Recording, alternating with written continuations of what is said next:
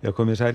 Hún er ekki alveg búin að sleppa okkur höndunum laðin hérna fyrir norðaustanland en hún það nú svona smá saman að draga úr vindi á norðausturlandi í kvöld og nótt og síðan tekur við hæðarhryggur hjá okkur þannig að það verða svona rólegi dagar framundan en síðan á þriðjudaginn þá sjáum við þá komin hérna nýlæðin á sjónarsviðið fyrir suðvestanland og hún kemur til með að beina til okkar suðaustanátt og síðan á miðvikudaginn verða skilin frá þessari leið komin inn á landið með rigningu mjög víða.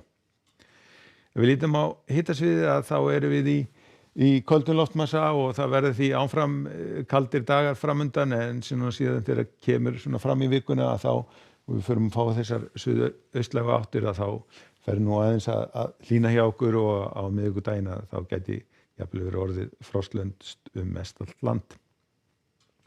En við skulum byrja á að skoða kortið sem gildir núna klukkan 11 í kvöld. Það áfram, en þá eru nú viðvaranir í gangi á Austurlandi og Austfjörðum en það eru nú orðnar gular og síðan svona skömmu upp úr miðnætti að þá detta þær úr gildi og vindur svona fer svona aðeins heldur áfram aðeins að ganga niður en annars staðar á landinu vindur mun hægari. En síðan á morgun að þá gæti lítið kortið svona út. Það ennþá, hún ekki alveg búin að sleppa á okkur höndunum þessi leið hérna fyrir norðaustan þannig að það verður áfram stífur vindur við norðausturströndina en áfram og hann svona, það endist svona alveg væntanlega fram á annað kvöld en annars staðar á landinu verður nú vindur mun hægari. Það verður væntanlega léttskýjað bæði sunnan og vestanvert landið en svona þungbúið norðaustan til og þar má búast við einhverjum svona stöku éljum og kalt á öllu landinu. Nú síðan áfram á mánudaginn að þá verður svona nokkuð svipað veður hjá okkur, kalt allt land, léttskýjað sunnan og vestanvert landið, vindurinn svona loksins farinn að ganga niður á norðausturlandi og það líka farið að létta til en áfram má búast við að það detti niður svona stöku él. Og síðan á þriðjudeginum að þá fer svona veður að snúast hjá okkur, komin lægð suðvestur á landinu, hún farin að beina til okkar suðaustlægum áttum, farið að þykna upp hérna suðvestanvert landið og hitatölurnar svona að detta upp fyrir núllið, en annars á landinu verður nú áfram kalt og bjartast verður nú væntanlega á norðausturlandi. Og síðan á miðvikudaginn að þá verður farið að rigna væntanlega mest allt land, gæti nú orðið svona slitta og síðan snjókomin til fjalla en hitatölurnar á uppleið og orðið frostlaust víðast hvar.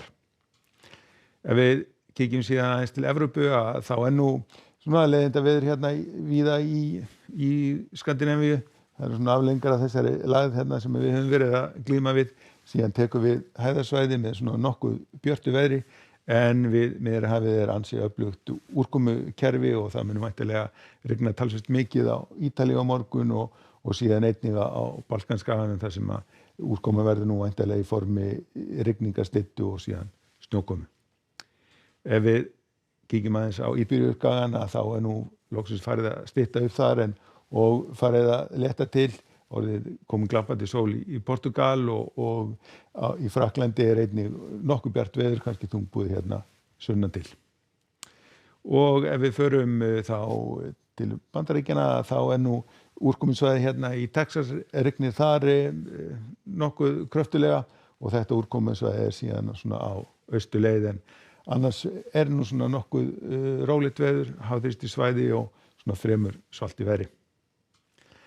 En hjá okkur á morgun þá ennþá svona stíf norðvestanátt hérna við austurströndina, annars vindur mun hægari, léttskýjað hérna sunnan og vestanvert landið en áfram þungbúið hérna norðaustan til.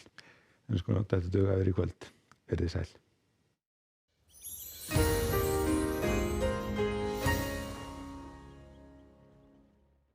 Jæja,